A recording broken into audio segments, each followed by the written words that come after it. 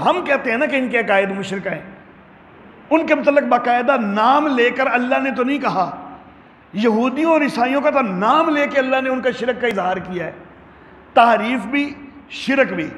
اس کے باوجود اللہ نے ان کے ساتھ معاملے میں ان کا خواتین سے نکاح بھی ان کی جائز رکھا، ان کا ذبیحہ بھی جائز رکھا۔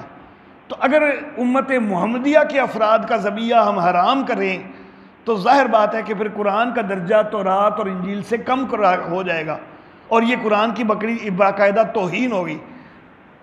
تو اس لیے فتوے سوچ سمجھ کے دینے چاہیے۔ اہل قرآن جو ہیں بے شک ان کا عقائد مشرکانہ ہوں، ان کا ذبیحہ بہرحال جائز ہوگا، ان کی بیٹیوں سے نکاح بھی جائز ہوگا۔ نکاح مکروہ ضرور ہوگا کیونکہ آئندہ نسلوں کے اوپر بھی فرق پڑتا ہے۔ اگر ماں جو ہے مشرکانہ عقائد کی ہے، اگلی نسلوں کی وہ تربیت غلط کرے گی، اس لیے نکاح سے ہر ممکن بچنا ضرور چاہیے۔ کتابیہ عورت ہے، اس کے لیے بھی مجبوراً نکاح کریں تو کریں، لیکن بچنا چاہیے۔ کوشش یہی ہونی چاہیے کہ صحیح العقیدہ مسلمان عورت سے نکاح ہو۔ تو لیکن اگر کسی نے نکاح کر لیا ہے تو وہ حرام نہیں کیا، زنا نہیں ہو رہا، ہوا بہرحال نکاح ہی ہے، اور اہل قرآن ہیں تو اہل قرآن کے ساتھ نکاح جو ہے بہرحال وہ درست ہو جائے گا۔ لیکن بہرحال نکاح کے وقت کوشش یہی ہونی چاہیے کہ نکاح جو ہے وہ صحیح العقیدہ سے ہو، لیکن اگر ہو بیٹھا کسی غلط سے تو مسلمان کہلانے والے سے، امت کے فرد سے، تو اس کو بہرحال نکاح ہی سمجھا جائے گا۔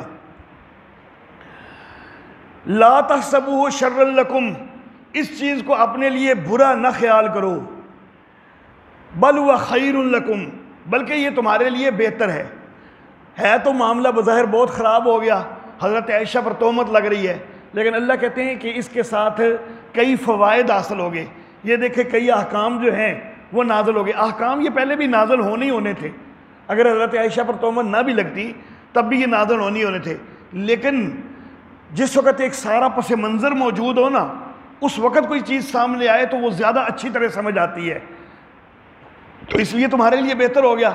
اور ایک بہت بڑی بہتری جو ہو گئی نا، اللہ کو پتا تھا کہ کئی بدبخت ایسے آنے ہیں کہ جو سیدہ عائشہ صدیقہ پر بکواسات کریں گے، تو بے شک وہ سیدہ عائشہ صدیقہ پر بکواسات کریں گے، لیکن قرآن کے وہ قائل ہوں گے، کم از کم کہنے کی حد تک قرآن کے وہ قائل ہوں گے، قرآن پڑھیں گے، تو بے شک آگے تعویلیں کریں گے، جو مرضی کریں، لیکن عائشہ صدیقہ کی پاک دامنی اس کو اپنی زبانوں پر لائیں گے ضرور وہ۔ تو یہ بہت بہتر ہو گیا تمہارے لیے کہ کئی بڑے بڑے بدبخت بھی جو کہ حضرت عائشہ کے دشمن بھی ہوں گے تو وہ بھی ان کی پاک دامنی کا اظہار قرآن کی آیتوں کی شکل میں تو وہ اپنی زبان پر لے کے آئیں گے۔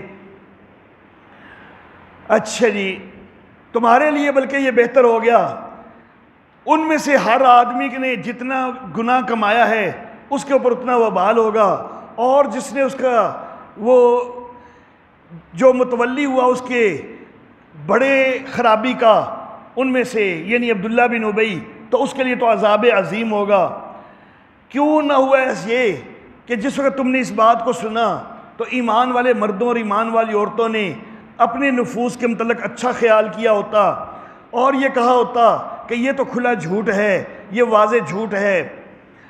کیوں نہ ہوا کہ وہ اس کے اوپر 4 گواہ لاتے، پھر جب وہ نہیں لائے گواہ تو اللہ کے نزدیک وہی جھوٹے ہیں، اور اگر اللہ کا فضل نہ ہوتا، اللہ کی رحمت نہ ہوتی دنیا کے اندر اور آخرت کے اندر، تو تم کو چھو جاتا اس پر کہ جو تم نے چرچا کیا اس کے اندر اس معاملے میں، تو تم کو عذاب عظیم چھو جاتا۔ اچھا جی، کہ جس وقت تم اس بات کو اپنی زبانوں پر لے رہے تھے کہ جس کا تمہیں علم کوئی نہیں، وَتَحْسَبُونَهُ حَيِّنًا، اور تم اس کو معمولی بات سمجھ رہے تھے، تم عام سرسری باتوں کے اندر اس کا ذکر کر رہے تھے، وَهُوَ عِندَ اللَّهِ عَظِيمٌ، حالانکہ اللہ کے ہاں یہ بہت بڑی بات تھی۔ امہات المومنین میں سے ایک کے اوپر تہمت لگائی جا رہی ہے، ایک پاک دامن صحابی کے اوپر تہمت لگائی جا رہی ہے۔ کیوں نہ ایسا ہوا کہ سَمِعْتُمُوهُ قُلْتُم مَّا يَكُونُ لَنَا أَن نَّتَكَلَّمَ بِهَذَا، ایسا کیوں نہ ہوا کہ جب تم نے اس چیز کو سنا تو تم نے یہ کہا ہوتا کہ بھئی ہمارے لائق نہیں ہے کہ ہم یہ باتیں کریں. سبحانکا یا اللہ تو پاک ہے. ھذا بہتان عظیم، یا اللہ اصل پاک تو ہے تو ہی، لیکن یہ بھی تو دیکھنا کہ یہ بھی تو ایک بڑا بہتان ہے. یہ عائشہ بھی تو پاک دامن ہے، صفوان بھی پاک دامن ہیں. تو مومنو تمہیں یہ کہنا چاہیے تھا. یعظکم اللہ، اللہ تم کو نصیحت کرتا ہے، ان تعودوا لمثلہ ابدا، کہ کہیں آئندہ کبھی بھی ایسا کام نہ کر بیٹھنا اگر تم ایمان والے ہو. وَيُبَيِّنُ اللَّهُ لَكُمُ الْآيَاتِ، اور اللہ تمہارے لیے بیان کرتا ہے آیتیں، اور اللہ جاننے والا حکمت والا ہے. ان الذین یحبون، بے شک وہ لوگ کہ جو پسند کرتے ہیں کہ بے حیائی کا چرچا ہو ایمان والوں میں، ان کے لیے دردناک عذاب ہے دنیا میں بھی اور آخرت میں بھی. اور اللہ جانتا ہے اور تم نہیں جانتے. اور اگر اللہ کا فضل نہ ہوتا تم پر اور اس کی رحمت نہ ہوتی، اور یہ کہ اللہ بڑا مہربان ہے، اللہ شفقت کرنے والا ہے، اگر یہ چیز نہ ہوتی تو پھر تو خدا جانے کیا ہو جاتا، پھر تمہارے اوپر پتہ نہیں کیسی سزا آ جاتی. یہ تو اللہ کی شفقت ہے، مہربانی ہے کہ تمہیں جو ہے وہ پھر بھی جو ہے وہ نرمی کا معاملہ تمہارے ساتھ کیا گیا ہے. وآخر دعوانا ان الحمد للہ رب العالمین.